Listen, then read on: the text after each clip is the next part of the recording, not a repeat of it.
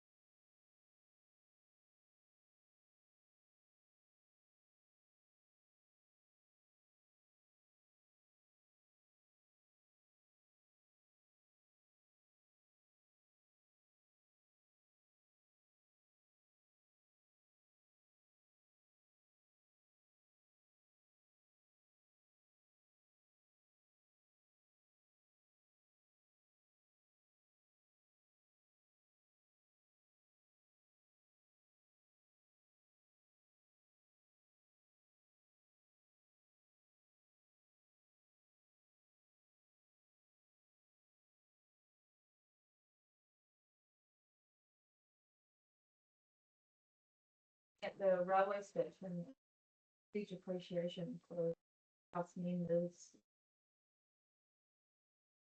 the lions of.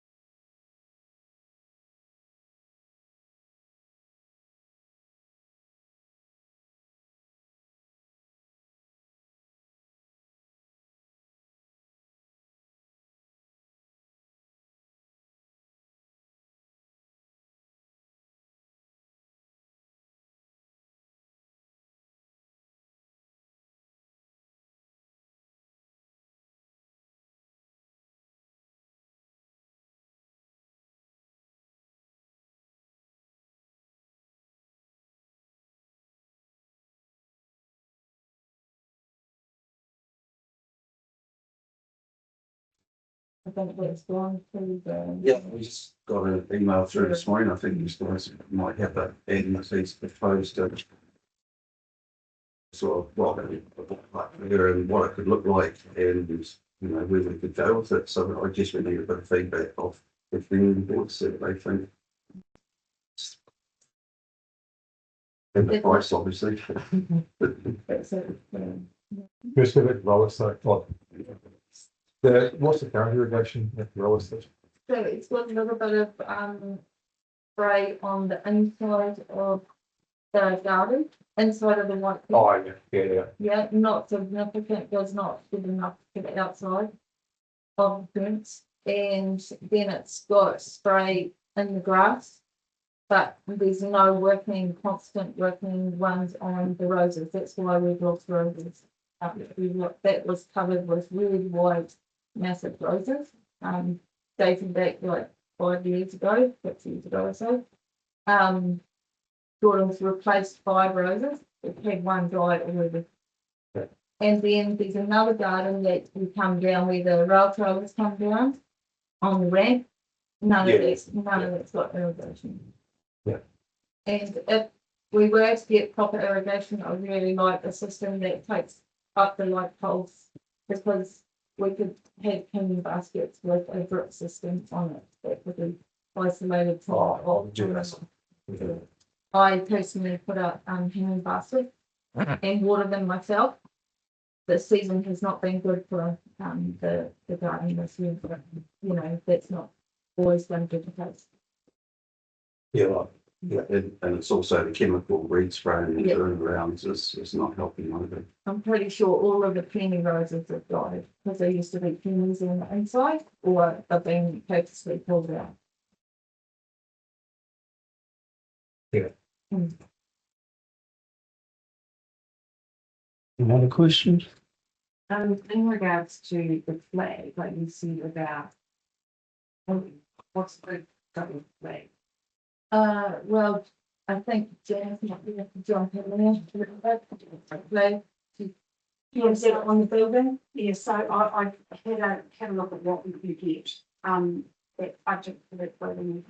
I've got some money at the end of the financial year. I will be able to look at on the building, but it would fly into New Zealand for the building, where it's the fence there, the offering. So that's a flag that won't be able to be changed at all. It will be able to be changed, but it will be changed by staff and everybody in New Zealand for the difference, which is appropriate for our municipal buildings. That's the flags we buy from here as well. Very good. Any more questions? Just on that pump, is there any estimates of like the guy? 175. Here's a quote. I haven't had a chance to read through it, but that'd be roughly around there. Now, I mean, Stu, a question to you from me is, like, if there is isolated money for the money at Toto, I would be putting up our hand for streetscaping money massively. I think it's making a huge difference to businesses in our region. If there is that money, I think it would be well spent for tourism. So, I don't know where that sits in the categories. Long-term discussions coming up, so if we get these budgets for that. And I guess the issue there, of course, is what type of streetscaping, so we can put in a long-term plan or plan on what type of planting. And I guess it's been renewed bigger since you've been here, but before that, there was really what's named Jane Faulkner and that were doing, recommended a lot of people went to plants that would live forever and didn't need change, and appetite for that. And Jane Faulkner got involved with plants and soon we go. So I guess what we've got to have when we go to Gordon or Maria is what is the potential going to be like over 5 years, and then has it fit the budget, have more money to budget. That's when we go back to a long-term plan saying streetscaping and Ranfully and everywhere else because the mini total budget. And then we just try to lift that money. That's our job, whether we get it across the line at council, which we'll try to do. But if you have got a plan, it'd be quite good to work with Maria or Gordy of a plan of types of planting plan of how big the planting, doing the trees and taking trees out. Rotary Club, we get a lot of grief. We took the trees out and they haven't been replanted yet. Logan will be the first to jump up and down about that in a few years, but there's more trees to come out. So some of that budget will be taking trees out of there and some trees and these, which is not Yeah. more trees and these will come out. Cemetery work is the majority of it. So, Yeah. At the end of the day, the streetscaping will come up against the budgets for some of that as well, so. But a plan makes it easier for us to go. And in saying that, we're working in the Lions now and the Rail Trail Trust and Colin, and we want to have regular meetings and Yeah. the new doc person. And we want to have a clear plan. Yeah, that's exactly what we want to do. Because it makes it easier for us. Yeah. And especially when it comes to that, because trees, when we start cutting trees down, and just doing it in Alexandria, doing it in Cromwell, it's very contentious, so that's money that's got to be put aside for that, and if it's delayed and put into something else, that's what that job is. So views on the pump park, Oh, it's rather than everywhere else in Central, aren't they? that's something you can put forward. And that's something we just, that got to come through the young ones and come to the forum and then a long-term plan, and if it's a wish, and this is the forum where you say the wish, So you've got community board would be for it. yeah, I'm, That's gonna be quite easy. Yeah. Like you used people else. I've got two cell I'm a fan, my kids use them, so. Save on the diesel too. Yeah.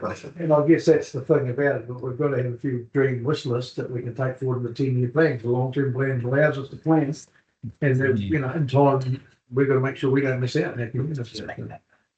But then, we're talking to David and Gordy and that, let's start the process off, and we can take the long-term plan discussions when we go back to council. Any good, any more questions, Fanny? I did have someone today actually say how good the street did look. Guys, QP is writing a letter to New Zealand Transport about the crossing and photography area and slowing down vehicles over the rail. So that letter's been drafted by QP on behalf of the community board. Picking up transport. So, so we'll just keep them in the loop how that goes.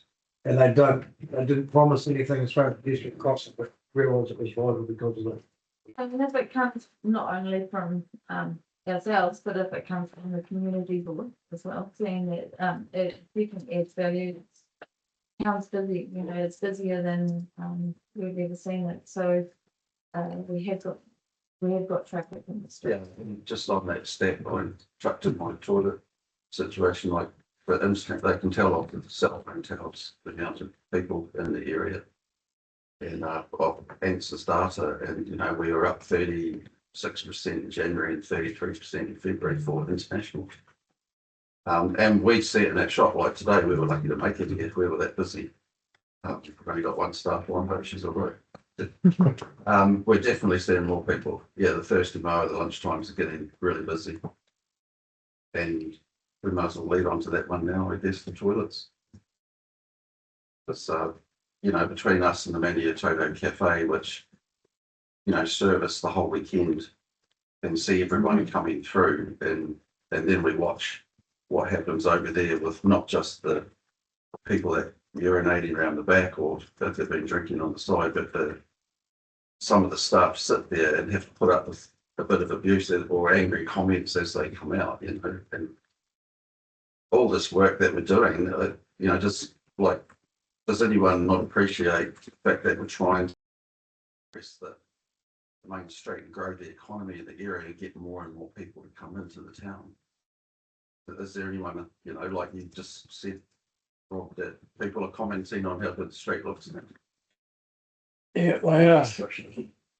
As far as the toilets go, we've had that discussion.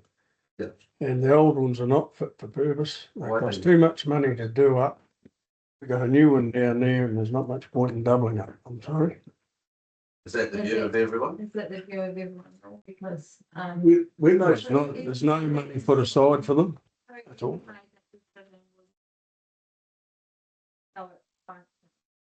That is the perfect place for young people, old people. Yes. It is, and they sit there and we constantly see that. That's what we're doing. We are making. See, it would be, but you weren't there when the decision was made. When the, because it costs too much to do them up, to clean them. And we got money put aside to build them down there, so they were built down there. We thought that would be a nearer part of the We got town. an economy in the main street. We're bringing money into the town. People keep coming back. They like what we're doing, and we get that. You know, like if it comes down to money, I think we're doing a pretty good job. And that railway station is the main asset of our entire town. To take away that toilet situation, it's the most logical place to be. We are trying, we've got old people running the op shop, we've got old people running the museum that is more than open, much more now. And we've got more tour people, and they cannot get themselves all the way through to the other end of town. That railway station, all the work that generations have done in the past, and we're obligated to make this the best town that we can, and that means opening those toilets. That means doing what you have to do.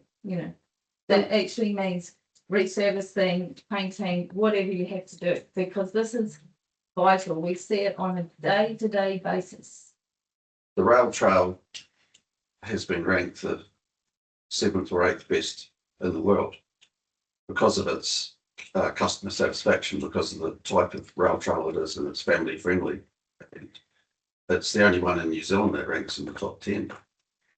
And the Rail Trail Trust, Colin, he's keen to help regenerate the Ranfurly end of the rail trail with the community buildings, working with the Lions and us, streetscaping, replanting, native, all that sort of stuff. And they are 100% behind us on reopening the toilets, because they want to carry on that 100% customer satisfaction on this rail trail and grow it, and they want to market it as the family friendly rail trail, which means when you've got little kids, they're all coming to the park. They're all sitting there in the sun, and they all want to use those toilets. Absolutely 100%. And if you spend a weekend at either the Manitoba Cafe or in our place and just watch what goes on there, it's makes us quite angry at times. It's a disservice to our towns. I guess, It could be a discussion that our new community board has of whether that is important for you guys or not. yeah, so we'll go back to the start. When they allocated funds for a new toilet was put out when? How long ago? We had that discussion, not the very big discussion. Oh, yeah, I can't, And- it was when the TIF funding was available. Yeah, it was 380,000, and that discussion was had and was really on where was the right place for the new toilets. And to be fair, I was one of the sons living down with Thermal Thompson down there in the park. One of the major issues with that toilet there were buses stopping right opposite where you are, and people couldn't have access to exactly what you're talking about in the bottom end of the street in the supermarket, because before COVID, this happened before COVID, there were a lot of bus companies coming through and just parking in the main street. So by moving to that point up there, people get off the trail, the buses up there, the farmlands, all those, it was a point that decided. And to be fair, I was keen to have it round here by where the dump station or down the bottom end of town, so people were there. So, but that was a discussion, and members of the business group and the community sat in this room, and the unanimous decision was to move it to that end of town. And because buses could have parking at the Lions Park, where people could go up there, park their vehicles, walk their dog, and use the toilets. But we're growing town, we're growing in our tourism coming through town. We've got a growing capacity, Yeah, that's right. so you've got an asset. You don't have to build it. You just have to open it. And it could be just for the busy season, Labour weekend, Easter. Or it goes right through to Anzac now, doesn't it? Like, you've probably been busier than you've ever been, haven't you? Oh, Yeah, it's right to Vision Roads, and Yeah. and to be fair, that has changed since the COVID time. But that's going to be a decision. Those decisions are made by council. The council district wide funding, by Janet. Sorry, carry on, I'll just add something when you finish. Is it not a community board decision? But toilets are council district funded. It's a council decision. The community board can make recommendations, and they have to go to full council to decide whether they have two toilets 200 metres apart from each other.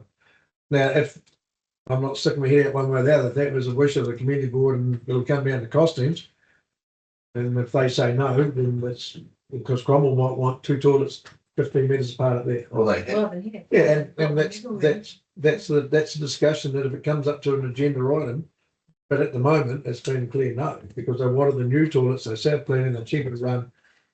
And that was a discussion that was had 5, 6, 7 years ago. So, So there was never an option to have both? Well, I tried to explore having both and got told absolutely no. Well, yeah. And I know, and there was a big upturn, there was a lot of people really upset that they got rid of them because they were good toilets. Oh, be great The for you. community wanted them, but it was a decision. That's yeah, what, and I like the fact that you said they were good toilets because that's the comments we get. They were great toilets. well, people got used to them, they're familiar. Yeah. And, but there also was a big issue that buses and blocking all that time the street on. Well, that's not there now. But they can go down. Yeah, we're not shrinking, we're growing. And we're gonna do it next Yeah, let's- year. Can I just add that I have had discussions with Colin on the rail trail, and they were to be putting some signage up on the rail trail directing people to the toilets. Because if I put them up, Doc will rip them out. So I can follow that on with Colin to see where he's at with that, because we did put a track specifically off the rail trail into the toilet block and bike stands for bikes to cater for that and drinking. I can follow up with Colin about that sign. We're gonna gravitate to the railway station. So that's where everyone wants to be. Yeah, and I guess There's a rail trail. the reason it was also put up there because it was parking at e-charging stations and Metro South. E-charging, so Logically, you can do a lot of things, but if you don't put stuff in the right place, it just doesn't work. There were 5 different locations, yeah. and that was the chosen That was the chosen. for a various amount of, a lot of it. And then when the railway station is repurposed into the municipal building, there will be a toilet in there for the activity in the building as opposed to a public toilet. All the cafes and the pubs have all got toilets there for the public use. So, If they're selling food, that's a requirement of the cafes. yeah, so when our young people just urinate round the back because they don't want to go down, you I know, would it's suggest- not, and we see them I would doing suggest that on those a young regular people will basis. urinate anywhere, whether there's a toilet. No, I outside don't, or I not. disagree, because they actually go up through where the railway station is, thinking that's where the toilets logically should be. Yeah, and we're not gonna let it go. Oh, and it's Yeah. fine, this is the format for it. Yeah, Because we want to do a media thing on all the improvements to the area coming up. As soon as we start seeing the fence go up on John Street, we want to talk about all our plans moving forward, and that's one of them. Yeah, we're just trying to keep, like, in our business, first impressions are, but you only get one shot at doing it. And if that's what they're leaving with, or with all the ones that just bring, because a lot of rail trailers bring their own lunch and carry it and stop and don't come into the cafes. And if that's what they leave with, then we're failing. we're failing our town. And To get those toilets, if I'm thinking of the right ones, if we tough funding, as we saw that that funding had opened up, we packaged it together with Cromwell. And we wrote an application talking about the importance of this as a route for people who travel through, and we're able to get external funding for it, which is how we did it. So if this is coming out of the question of funding, which is what it sounds like, those are the kinds of things we can look out for. But if you see them, those opportunities come up, and it's now we can try things like that again. If it's the one I'm thinking of, it was $30 a week for all ratepayers to replace it. And if we put that through, it's a 1% rate rise at $600,000. So the first sort of 4% rise, it's tight. But if we can find opportunities like that, we can put the application together. That's the sort of avenue we have right now. We just want to reopen in the meantime. That's all, until the new plan comes through. but the plan Janet is saying is not. Well, internal. And that's not good enough. The decision of council made at the end of the day, and that's. Yeah. That's a Yeah, decision that made. Stuck with it at the moment. As a community board listening to what our Community, so community is saying, that has, you know, are you listening to, like, Morgan can tell you, Tiny can tell you, we can tell you, the ladies at the op shop can tell you. We've got so many in our main streets, But just listen, that's all. That's all we've listed. I think, Yeah. on that.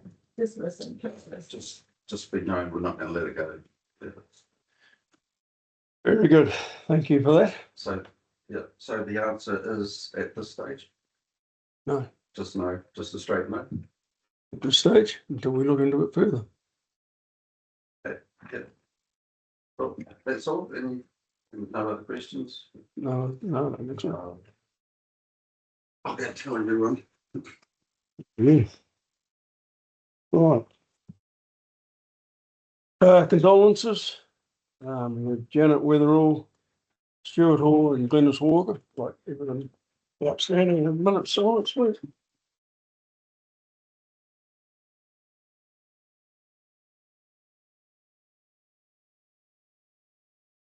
Thank you.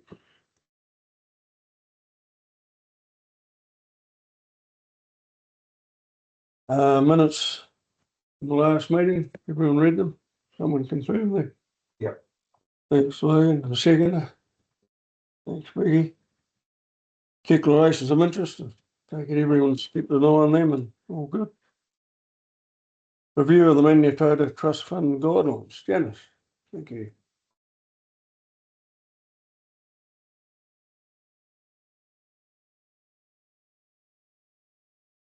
So this is a review of the guidelines, and the new board have had a chance of the distribution, see how the distribution for the Manitoba Trust Fund goes, where we work collectively with the Community Trust of Manitoba. So really, it's just to have a chance to look at the guidelines again and just bring it up to cover the next 3 years. The guidelines cover how the Manitoba Trust Fund is distributed, and the fact that only 85% of the interest earned off the Manitoba Trust Fund can be distributed in any 1 year. And you'll see when the report's written for the distribution meeting, that was under the finance section is how much that trust has earned over the last year, and the percentage that can be granted out. So this covers also the guidelines cover that the fund is for capital items only, which is a nice synergy with the Manitoba Community Trust of Manitoba, because they have a very broad base of which they can give. And it means if you guys continue to support making grants for capital things for clubs, it's more tangible than a lot of those other things that the trust does. So collectively, they make quite a nice thing. Just wondering on that, where is that money invested? Like, does the council have an investment? Yes. Cool. Yeah, council invested. Right, Yes. right. Yeah. That's cool. Question, Mhm. what's the word for it? Oversee their nominations. Yeah. And we have a right, at what stage do we have a right to appoint a chief? And we can do it, if at the combined meeting, maybe these would have out, but. Yeah, no, so as is what happened at the last meeting, the chair did invite that she would vacate if someone else wanted to step into the chair, but there was no movement from the ground. So in this next meeting, in the minutes, the chair will be invited to step down, and then you'll create nominations again. So do we, because we're governing body of the nominations, do we not automatically become the chair? No, not necessary. No,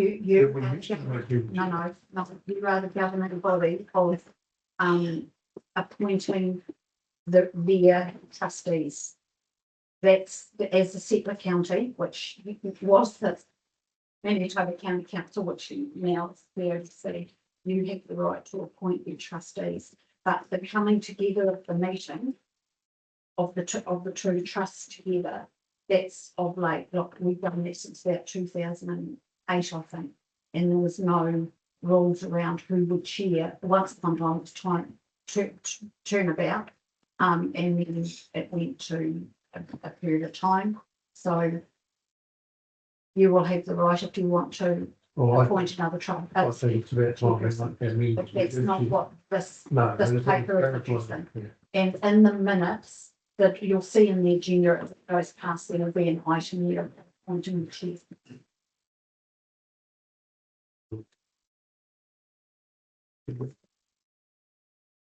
Board's recommendation.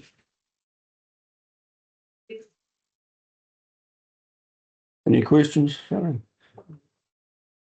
Thanks, Dennis. Thanks, Joe. Stu's moved it. Have we got a seconder? Oh, Yeah. roads. No, Sorry. sorry. Sorry. is that-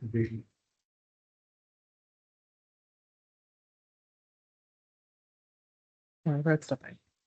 Road stopping.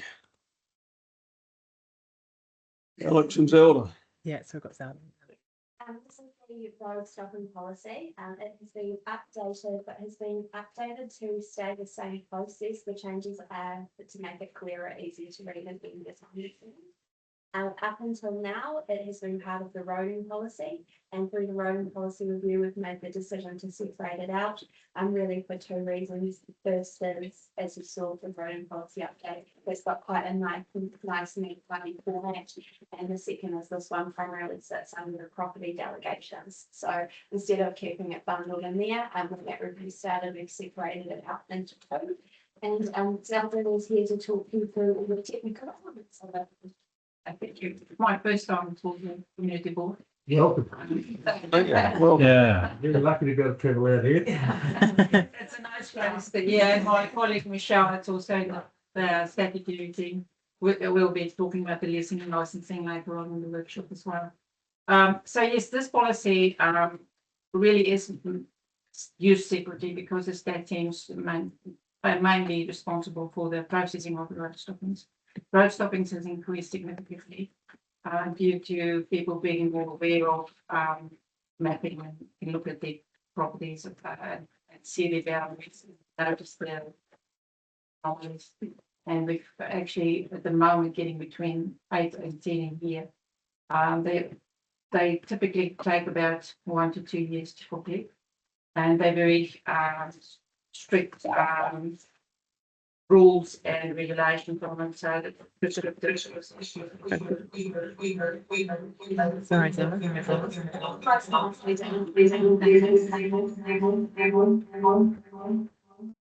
But they'll mind.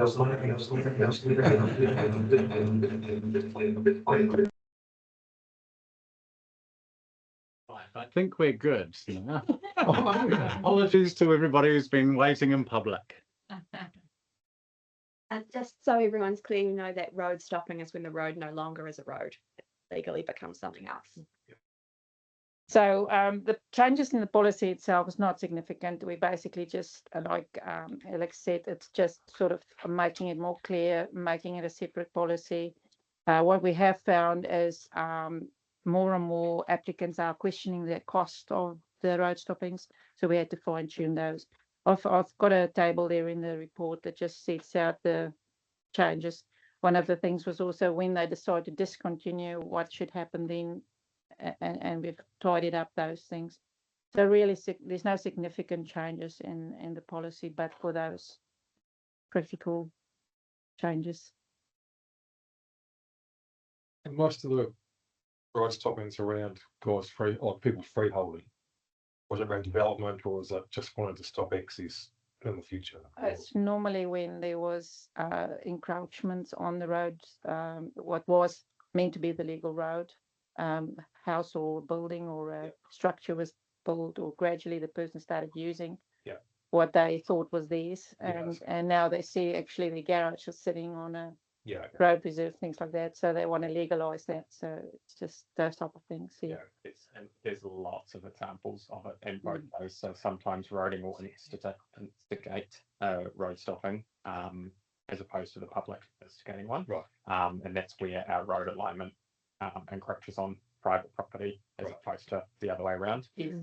Where we just try and tidy those up as we find them. And the income that we receive from the road stoppings helps fund where we have to do it the other way in purchase roading. Any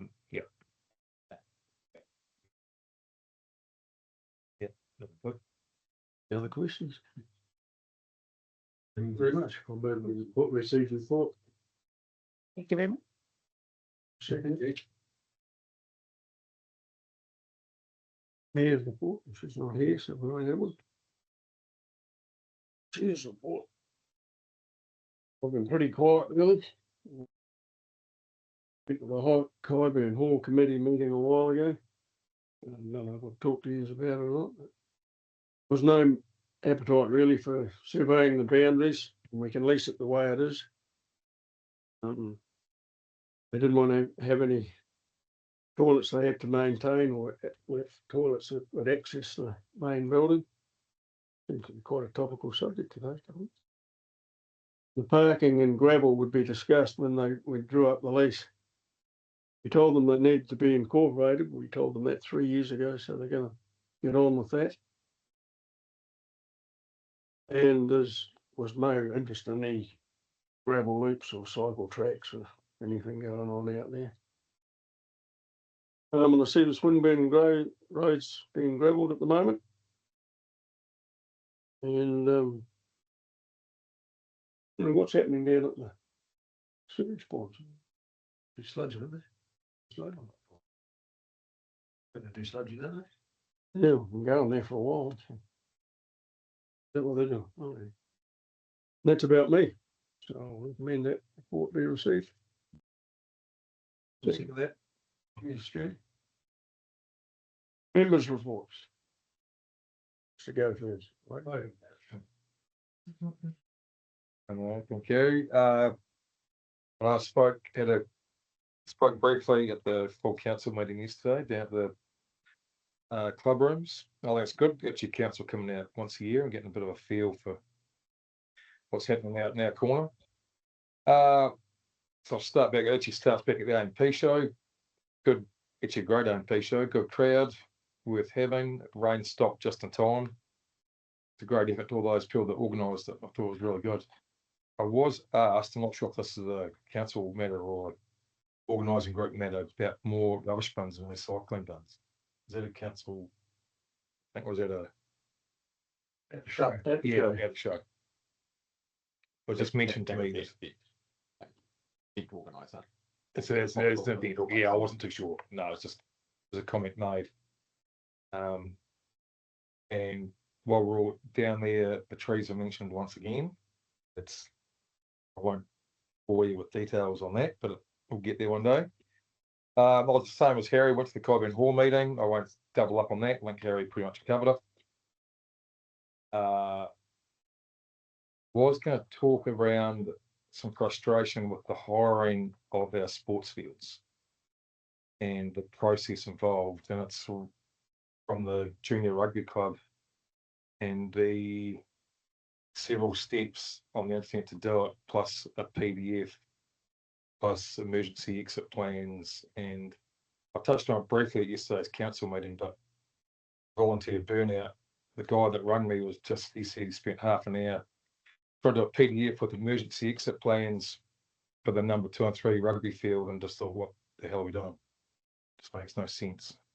And just, I suppose, trying to drill down on, I guess it's a CRDC wide policy, but you can't progress your application until you do your health and safety plan and your emergency exit plan. It just seems like unnecessary steps and quite frankly ridiculous in an old rugby field. You got no high rises or anything else. So just wondering, a bit of clarification there. Also, as guys mentioned to me about the sewage ponds as well, Harry, I didn't know what they were doing. But big sludging, obviously.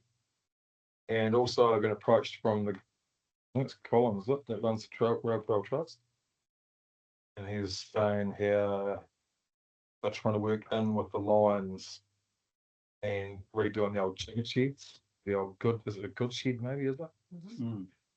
And whether the board would have, it would be keen to draft a letter to go to Doc, encourage them to get some action, because I know the Rail Trail Trust and the Lions are keen to get some action. Whether would be keen to endorse it as well.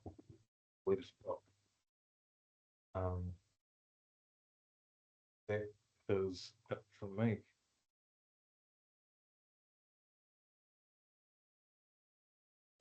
Ricky?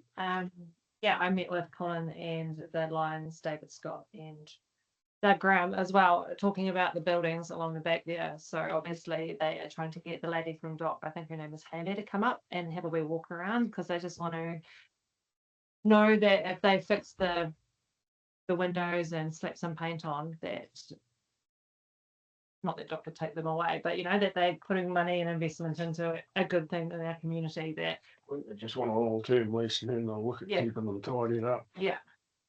So that's pretty cool. And I've just written it down here. It's really cool that our Lions step up and do these things for our community, because they do a lot of stuff behind the scenes that we don't really know about. But just hearing them and saying that they want to invest money and manpower into doing that to make our area look really good is it's just really heartwarming. So it's really cool. So I think it would be really cool if we support them by sending a letter of, you know, appreciation of that and making sure that Doc know that we're behind them 100%. Also spoke to a group from Petiora recently about their little out there and what they're kind of moving forward. And I've spoken to you, Janice, and it just kind of made me think that our community is so cool. They're wanting to create a hub out there, and you know, they've got some really cool ideas about what they would like to see, if, when, and how the hall gets taken down, and just to make a really great family area that also has the history. So they've taken it upon themselves as well to be proactive about that. So that was really encouraging to hear. Along with that, I just had Carol McKenzie in this morning. She was telling me about the kiosk that's getting opened up on Sunday out at Clyburn. So 6 years in the making since they found the moa footprints out there at Clyburn River. So finally, she said, after a lot of headbutting and chasing, they're getting this kiosk moa footprint information put up there with what was done and the photos and that. So that's pretty cool. So they've got people coming up from the museum. Am I right? Yeah, on Sunday at 2:00. So that's pretty cool for that community to have that happening out there. And again, credit to them for just keep on badgering to get that kind of stuff done. Spoke to Sarah Patterson about the school turf. So they are on track. They've got a grand plan, I suppose, of demo and installation January, February 2027. So applications are happening now through Otago Community Trust, and that they're just sort of about ready to click on go for that. So they're still just waiting for the ministry and the house sales to go through. Sounds like a headache for them, but they're getting there. So hopefully next season we'll have a new turf up there. The EV charge net that's going up there. Lots of cars charging up there, which is cool. And I also noticed too, I don't know if it's just by coincidence, that the school speed signs are being done. Yeah. And I was like, oh, did I action that fast, or was that already under the plan? I was like, yeah, good job, me. Obviously wasn't, but that's pretty cool to see that they are getting put up. I think Melissa Bell said next month, I think they go up. But yeah, so that's very cool, especially for a state highway going past a kindy in a school. And yeah, had a little bit of correspondence about the flag, but that was addressed by Janice before. So that is cool. And that's me. Yeah. What was the Pedro hub body? I haven't actually looked at it. So obviously they've got their area in the bowling club. Yeah. Yeah. So they're looking at extending that and making Oh, it a bigger area. Yeah. And where the hall is, they want to create like a picnic area. Yeah. With a kiosk, so to speak, yeah, cool. of something like that. So yeah, they're getting together, getting their brain powers together and coming up with ideas. Am I right? That's Yes. Yeah. Because the Petty-Row Hall is up for divestment. Yeah. And it will be demolished. So this is they're going to create an incorporated entity, and that entity will run the bowling club building and the bowling club activity, but also service the community as a community hub. Yeah. space, so. Yeah, good. And yeah, they've got some cool ideas. They're talking about reusing the mud bricks to create a shelter wall and all the photos that are in the patio supper room, copying them off and putting them on hard or whatever you put on for outside. Yeah. Yeah, yeah. And yeah, so they're throwing ideas about and talk to them also about the playground strategy work that's been going on as well. And maybe when we go to the LTP, supporting some money to put into there to do a bit of a landscape plan, but they there's a local Stephen Malley, is it? Yes. I think he's stepped up and he would be happy to do a landscape plan for them.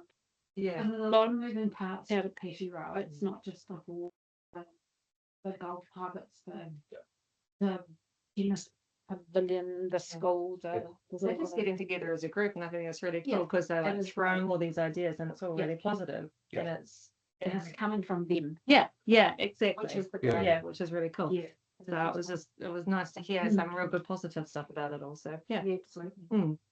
Part of the patio recreation committee or something, are they involved with it or? Yeah, they are, Mark. They've got this working group, and then they are reaching out to there's the Patiroa Ratepayers group, and there's the Patiroa Community Trust, and also the Patiroa Recreation Reserve Committee. They are key because nothing can happen on that reserve without it being run by that committee, and then it comes back to council. So they look after kind of day-to-day stuff out there. Yeah. Oh, it's good that they're all working together. Yeah. Maybe. Right. I've done. Council meeting a couple of weeks ago, we're straight into it really at council. Obviously it's been a pretty tough time, as I say, on the senior members because of the pressure around gold mines and bits and pieces like that.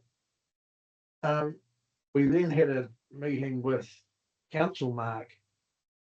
And I was not a fan of Council Mark when we went into the process at the start because I felt we got pushed into it by unhappy business people in Alexandria that weren't happy about some of the decisions on council. What did annoy me about it a wee bit is when the presenter, the guy came from Wellington, A, he was late for 10 minutes, B, tried to point out a lot of the issues we have and the problems we have, and then one would be the Miller's Flat where the alluvial fan has always been there, but there are issues we've got the earthquake issues and we've also got a dry climate issue. None of those have been new issues in a lot of ways, but one thing that really did annoy me, and really still annoys me, he suggested that we should have more rigorous debate within our council chamber. And I thought, well, the real strength for Central Otago District Council, community boards and community boards like this is we all understand our community needs and we have those discussions as robust as we need to and respect each other's point of view. Clearly, when you see what's happening in other councils in even Dunedin, as best example, it doesn't happen. But I didn't really think we needed someone in Wellington to come down and tell us to start arguing across the table, and it really annoyed me that we funded a lot of that ratepayers' money. That was the other thing, was the cost of our ratepayers to have those issues. And I just thought that they were looking for problems that I don't think we have as a council. Like, we're a really, really good council. It's one of those things that's really annoyed me because I didn't want them to come in and expose issues. And that was probably even more apparent than yesterday at our council meeting. And I'll talk about it. Logan came and spoke on behalf of the chairman of the board, deputy chairman. And in that, in his third meeting of this board, came in and presented himself extremely well, but thanked the staff for the input, especially Sarah and QP, for really allowing them to help. I think that's been one of the strengths, and to have that still not challenged or questioned, but yeah, and I think it was an interesting thing. Workshop, we had a big workshop on rates, and I know we've got a lot of industrial facilities coming around, e.g. solar farms, gold mines, other things.